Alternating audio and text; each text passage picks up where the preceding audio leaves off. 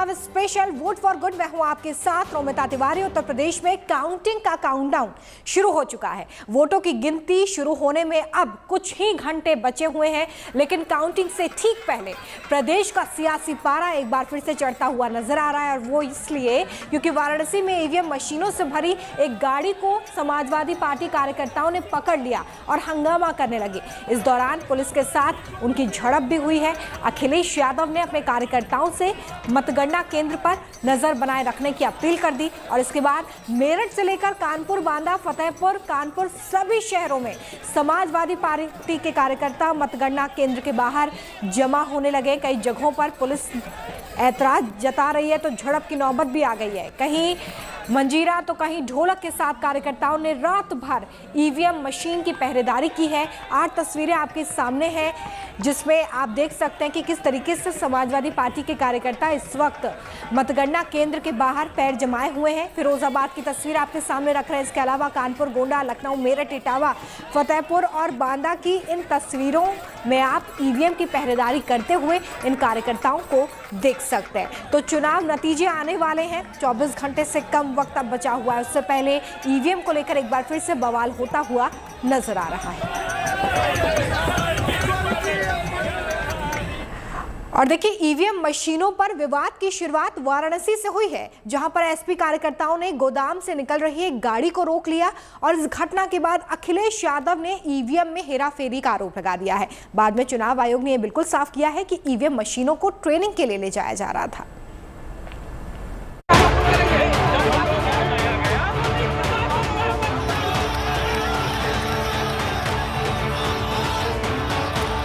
उत्तर प्रदेश के विधानसभा चुनाव के नतीजे आने में अब चंद घंटे ही बचे हैं। काउंटिंग का काउंटडाउन शुरू हो चुका है, लेकिन ईवीएम को लेकर प्रदेश का सियासी पारा चढ़ा हुआ है। वाराणसी में पहाड़िया मंडी के पास हुए इस हंगामे की तस्वीरों ने मतगणना के एक दिन पहले यूपी की सियासत में हलचल पैदा कर दी है। यहाँ गोदाम से ईवीएम मशीनों के साथ एक ट्रक जैसे ही रवाना हुआ, समाजवादी पार्टी के कार्यकर्ताओं ने उसे घेर लिया। कार्यकर्ताओं ने ट्रक को रोक लिया और नारेबाजी करने लगे। पुलिस की मौजूदगी में कार्यकर्ताओं की भीड़ ने जमकर बवाल किया। इस घटना को लेकर समाजवादी पार्टी की तरफ से कई संगीन आरोप भी लगा दिए गए। अखिलेश यादव ने कहा कि ईवीएम के साथ छेड़छाड़ की गई है। प्रमुख सचिव मुख्यमंत्री, आप जानकारी कर लें, अगर आपके डीएम्स कोई जानकार हैं, उन्होंने खुद बताया है कि वहां से लखनऊ से फोन आ रहे हैं कि जहां पर भारतीय जनता पार्टी हार रही हो वहां पर काउंटिंग स्लो हो और रात तक काउंटिंग लेकर के जाइए। ये लोकतंत्र के लिए बहुत ही खतरे का समय है। जो दल हार गया अब उसके बस में यही है जो अब करने जा रहे हैं। ये जितने कुछ एग्जिट पोल हुए हैं वो इसीलिए हुए हैं कि अगर वो चोरी भी करें तो शायद नजर न आए। अब ईवीएम्स पकड़ी गई हैं, बहाना कोई ना कोई अधिकारी बताएंगे कि हम ईवीएम्स इसलिए ले जा रहे थे। आखिरकार फोर्स के साथ क्यों नहीं ईवीएम्स जा रही थी? अखिलेश यादव ने अपने कार्यकर्ताओं से अपील की है कि मतगणना में धांधली की कोशिश को नाकाम करने के लिए सभी प्रत्याशी और समर्थक अपने अपने कैमरों के साथ तैयार रहें। अखिलेश यादव के आरोपों पर बीजेपी ने कड़ी प्रतिक्रिया जताई है। बीजेपी का कहना है कि अखिलेश यादव हार के डर से इस तरह के बयान दे रहे हैं। 6 चरण के जो पीछे के चुनाव संपन्न हुए उस समय श्री अखिलेश यादव जी ने ऐसा कोई आरोप नहीं लगाया। 7 चरण के चुनाव के बाद जो अलग अलग चैनलों, एजेंसियों के माध्यम से एग्जिट पोल आए, जिसमें भाजपा एक बार फिर से बड़े बहुमत के साथ सत्ता में वापसी कर रही है, उसके बाद उनके गुंडे, उनके अपराधी, उनके तथाकथित गठबंधन करने वाले जो उनके साथी सहयोगी हैं, वो सब बौखलाए हुए और उनके आरोप को निश्चित तौर से माहौल को खराब करने की कोशिश है। श्री अखिलेश यादव जी, मैं आपसे कहना चाहता हूँ, धैर्य रखो। 10 तारीख को मतगणना होगी और मतगणना के बाद जो भी ईवीएम मशीन के अंदर जनता ने अपने मताधिकार का प्रयोग करके भेजा होगा वो सामने आ जाएगा। चुनाव के आखिरी दौर में मैंने कहा था ये जो अखिलेश जी नई हवा है, नई सपा की बात करते हैं, आप 10 मार्च का इंतजार कीजिए। ये वही हवा है, वही सपा है। जनता जिनसे खफा है, मन बना लिया करना इनको दफा है। और 10 मार्च को अखिलेश यादव जी कहेंगे ईवीएम बहुत बेवफा है, और 10 मार्च का भी अखिलेश जी ने इंतजार नहीं किया, 8 को ही कहना शुरू कर दिया ईवीएम बेवफा है। वाराणसी में ईवीएम को लेकर हुए बवाल पर चुनाव आयोग ने भी अपना बयान जारी किया है। चुनाव आयोग ने कहा है, जांच में ये पाया गया है कि ईवीएम मशीनें प्रशिक्षण के लिए चिन्हित थीं। जिले में मतगणना अधिकारियों के प्रशिक्षण के लिए 9 मार्च 2022 को प्रशिक्षण आयोजित किया गया है, जिसके लिए इलेक्ट्रॉनिक वोटिंग मशीनें मंडी में स्थित खाद्य गोदाम में बने स्टोरेज से यूपी कॉलेज स्थित प्रशिक्षण स्थल लाई जा रही थी। चुनाव आयोग ने कहा है कि मतदान में इस्तेमाल की गई सभी इलेक्ट्रॉनिक वोटिंग मशीनें स्ट्रांग रूम के अंदर सील बंद है और केंद्रीय अर्धसैनिक बलों के त्रिस्तरीय सुरक्षा घेरे में सुरक्षित है। सभी राजनीतिक दल सीसीटीवी कैमरे के जरिए इन पर निगरानी रखे हुए हैं।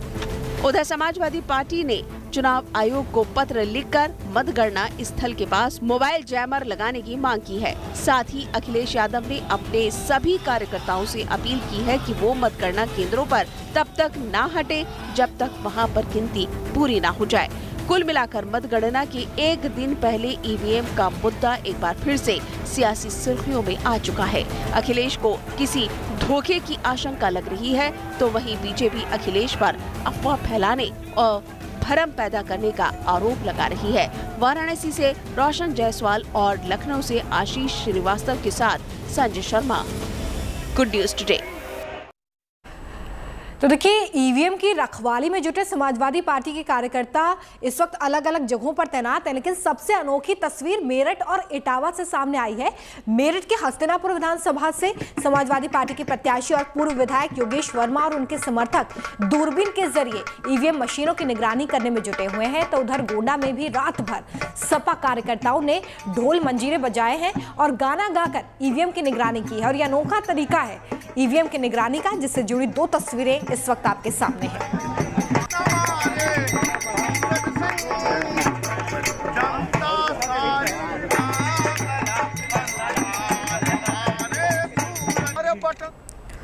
समाजवादी पार्टी के कार्यकर्ता किस तरह से लखनऊ में ईवीएम की पहरेदारी कर रहे हैं, इसका जायजा संवाददाता मौसमी सिंह ने लिया है। दिखाते हैं आपको एक खास रिपोर्ट। हम लोग हैं रमाबाई अंबेडकर मैदान के सामने, जहां पे लखनऊ की तमाम विधानसभा सीटों की गिनती होनी है। और जिस तरह से अखिलेश यादव हो या प्रोफेसर राम गोपाल यादव, उन्होंने बोला है कि स्ट्रांग रूम की रक्षा करनी है, तो यहाँ पे सपा के कार्यकर्ता यूं इस तरह से पहरेदारी दे रहे हैं। प्रत्याशी साहब भी, उनसे भी बात करेंगे।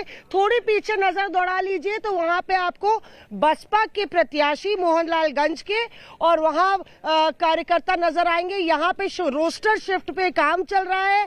इधर भी सपा के प्रत्याशी हैं और उस तरफ आप अगर नजर दौड़ाइए तो वहां पे कांग्रेस की प्रत्याशी का बैनर लगा है, पर कार्यकर्ता नजर नहीं आ रहे। बाकी दलों के प्रत्याशी आपको यहाँ पे इस तरह से टेंट के नीचे इंतजार करते और पहरेदारी करते हुए नजर आ जाएंगे, पर भाजपा के प्रत्याशी नजर नहीं आ रहे हैं और न भाजपा के कार्यकर्ता। तो चलिए बात करते हैं सुरेंद्र कुमार जी, भाजपा के नहीं नजर आ रहे हैं, आप ही लोग का ज्यादा मुस्तैदी है, काहे? तो डर तो हमको सता रहा है ना। डर काहे सता रहा है आपको? बेईमानी का डर सता रहा है। अच्छा, ये सब लोग भी टर्न ले रहे हैं, आप लोग बिल्कुल बारी बारी आ रहे हैं? हाँ, बारी बारी आ रहे हैं। इनके भाई साहब रात को पहरा देते हैं, दिन में सुरेंद्र जी पहरा देते हैं। आइए आगे बात करते हैं और वहाँ पे भी पता करते हैं। जो बसपा के प्रत्याशी हैं यहाँ पे मोहनलालगंज से, वो बैठे हुए हैं यहाँ पे, और आप लोग भी पहरेदारी कर रहे हैं, तो आप लोग को भी दी गई है हिदायत? बिल्कुल, हिदायत क्या, हम लोग तो मुस्तैदी के साथ तैयार हैं। यहाँ बैठे हैं, ईवीएम की सुरक्षा कर रहे हैं, क्योंकि हमेशा ईवीएम के साथ छेड़छाड़ होती है। यही वजह है कि यहाँ पे स्ट्रांग रूम के बाहर आप देखिए इस तरह के टेंट लगे हुए हैं, बैनर पोस्टर लगे हुए हैं, और जो फैसले का दिन है उसके लिए पूरी मुस्तैदी से दुगदुगी बंधी हुई है नेताओं की, खासतौर से विपक्ष के नेता और प्रत्याशियों की, और इस तरह से कुछ तैयारी की है। टेंशन का मेंशन हो रहा है। तो समाजवादी पार्टी को ये आशंका है कि ईवीएम में गड़बड़ी करने की कोशिश की जा रही है, तो वहीं बीजेपी कह रही है कि समाजवादी पार्टी बेवजह भ्रम, आशंका और अफवाह फैला रही है। दोनों पार्टी के नेताओं के बीच इस वक्त वार पलटवार जमकर हो रहा है। देखिए जरा। में भारतीय जनता पार्टी यहाँ लोकतंत्र खतरे में है, मतगणना निष्पक्ष नहीं हो पा रही है, ईवीएम के ऊपर खतरा है। संवैधानिक संस्था है इलेक्शन कमीशन, वो अपनी जिम्मेदारी का निर्वहन करेंगे, हमारी ये उम्मीद है और हमने इसका ज्ञापन दिया है। बार बार हम शिकायत कर रहे हैं, उत्तर प्रदेश में लोकतंत्र को बचाया जाए। जनादेश का अपमान भाजपा करना चाहती है, उतारू है बेईमानी करने पे, इसलिए उत्तर प्रदेश में निष्पक्ष चुनाव होना चाहिए, निष्पक्ष मतगणना होनी चाहिए। लोकतंत्र को बचाना, ईवीएम पर निशाना, ये सब है बहाना, क्योंकि अखिलेश यादव बबुआ को हार से है बचाना। देखिए, अपनी हार को देखते हुए अब अखिलेश यादव इतना बौखला गए हैं और परिवार तंत्र में जो विश्वास रखते हैं वो लोकतंत्र के तमाम संस्थाओं के खिलाफ अविश्वास पैदा करना उन्होंने शुरू कर दिया है और ये इनका स्टैंडर्ड ऑपरेटिंग प्रोसीजर बन चुका है। पूरे प्रदेश के सभी मतदेय स्थलों पर समाजवादी पार्टी के कार्यकर्ता जो मतगणना का अभिकर्ता हैं, उनको मजबूती के साथ मतगणना स्थल पर और मतगणना स्थल से अनुमन्य दूरी पर हम बड़ी तादाद पर अपने वोटों की निगरानी करेंगे, वोट चोरी नहीं होने देंगे। एग्जिट पोल आपको लगता है कि एग्जिट पोल आप जिस तरीके से आया है, आपको लगता है कि एग्जिट पोल में झोल है, झोल, और एग्जिट पोल की पोल खुल गई है। 2022 के चुनाव में 10 तारीख को माननीय अखिलेश यादव जी का जिन्न निकलेगा, जिन्न, और अखिलेश यादव जी ही उत्तर प्रदेश के मुख्यमंत्री होंगे। समाजवादी पार्टी गठबंधन 300 सीटों के ऊपर जाएगा।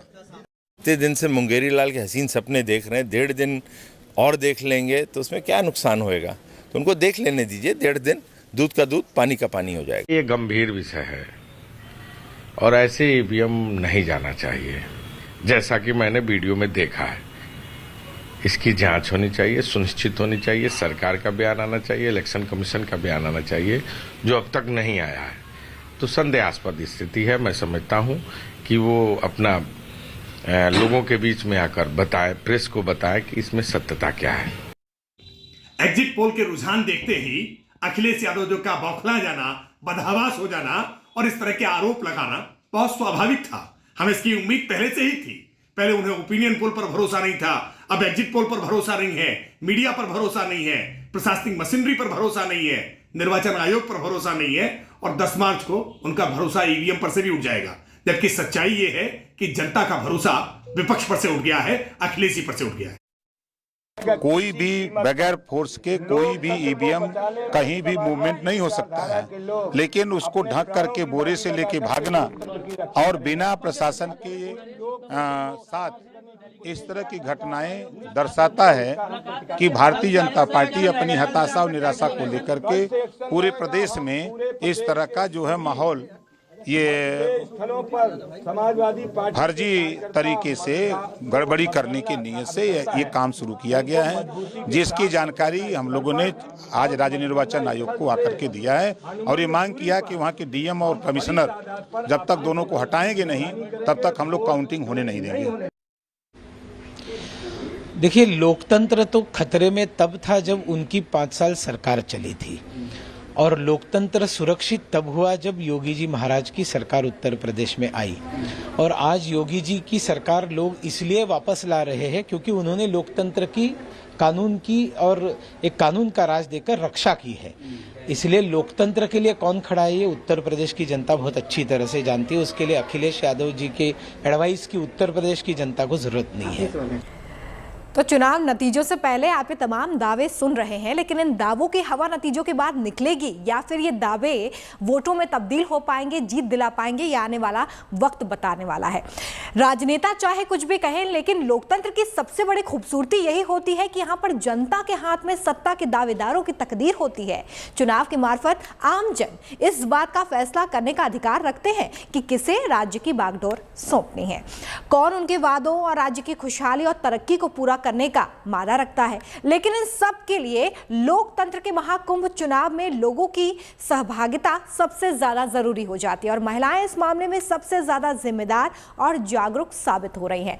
दरअसल 2022 में 5 राज्यों में हुए चुनाव और बीते सालों में जो चुनाव हुए हैं, लोकतंत्र के इस उत्सव को महिलाओं ने ही कामयाब बनाने में सबसे ज्यादा योगदान दिया है। पूरी खबर आपको इस रिपोर्ट में दिखा रहे हैं। राज्यों के विधानसभा चुनावों में महिला मतदाताओं की ऊंची उड़ान देखने को मिली। यूपी के 7 में से 3 चरणों में महिलाओं ने पुरुषों के मुकाबले अधिक वोट डाले। पुरुष मतदाता जहां 51.3% रहे, वहीं 62.62% महिला मतदाताओं ने अपने मताधिकार का इस्तेमाल किया। उत्तराखंड में भी महिला मतदाता के आगे पुरुष मतदाता हारे हुए साबित हुए। यहाँ कुल 65.37% मतदान हुआ। इसमें महिलाओं ने 67.20% तो पुरुषों ने 62.60% मतदान किया। पंजाब में महिला मतदाताओं ने पुरुष मतदाताओं को कड़ी टक्कर दी। यहाँ महिलाओं का मतदान प्रतिशत 71.9 रहा, जबकि पुरुषों का 0.9% ज्यादा यानी 71.99% रहा। गोवा में भी महिला वोटर बाजी मारती नजर आई। यहाँ पर 80.96% महिलाओं ने अपने मताधिकार का इस्तेमाल किया, जबकि 78.19% पुरुषों ने वोट डाले। मणिपुर में महिला वोटर्स जोश में दिखी। यहाँ 28 फरवरी को हुए पहले चरण में 89.94% महिला मतदाताओं ने वोट डाले, जबकि 87.2% पुरुषों ने अपने मताधिकार का प्रयोग किया। अगर पिछले साल हुए बंगाल विधानसभा चुनावों पर नजर डालें तो ममता बनर्जी की सरकार बनवाने में महिलाओं की बड़ी भूमिका रही है। इस बात से कोई इनकार नहीं कर सकता कि इस बार भी आधी आबादी चुनाव के नतीजों में काफी प्रभावी भूमिका निभाने वाली है। सत्ता में भले इन महिलाओं की सीधी भागीदारी न हो, मगर उन्होंने ये साबित कर दिया है कि उनका वोट कितना महत्वपूर्ण है। किसी भी दल को सत्ता में बैठाने और सत्ता से नीचे उतारने में वो अहम है। सभी दलों ने इस महिला वोट बैंक को अपने अपने तरीके से लुभाने की कोशिश की है, मगर ये नतीजों के बाद ही पता चलेगा कि इनके वोट अपनी तरफ खींचने में किस पार्टी का जादू चल पाया है। Bureau report, good news today. चुनावी घमासान खत्म हो चुका है और अब बारी नतीजों की है। उत्तर प्रदेश में ईवीएम को लेकर बवाल है, तो उधर पंजाब में चुनावी मैदान में उतरे सियासी योद्धा नतीजों के इंतजार में हैं। पंजाब के पूर्व मुख्यमंत्री और पंजाब लोक कांग्रेस के अध्यक्ष कैप्टन अमरिंदर सिंह नतीजों से पहले बेहद रिलैक्स नजर आए। मोहाली के सीसवा स्थित अपने फार्म हाउस पर कैप्टन अमरिंदर ने एक पार्टी भी रखी है और इस दौरान वो गजल गुनगुनाते हुए नजर आए हैं। देखिए।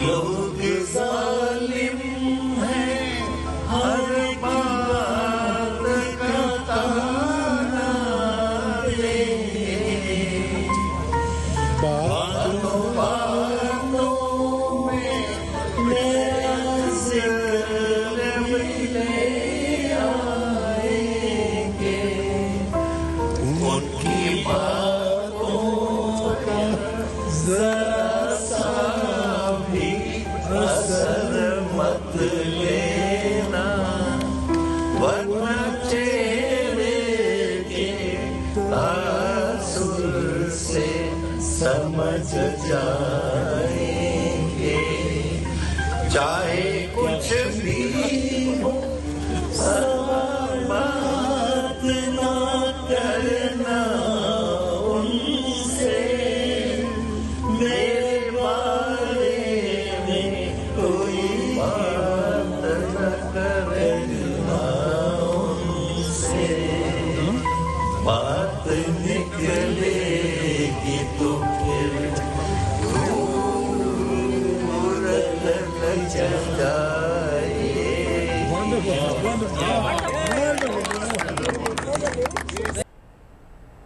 तो चुनावी समर में ताबड़तोड़ प्रचार के बाद चुनावी थकान भी लाजमी है और इसलिए राजनेता अब अलग अलग अंदाज में इस थकान को मिटाते हुए नजर आ रहे हैं। फिलहाल एक बहुत छोटा सा ब्रेक, लेकिन अच्छी और सच्ची खबरों के लिए आप बने रहिए गुड न्यूज टुडे के साथ। नमस्कार।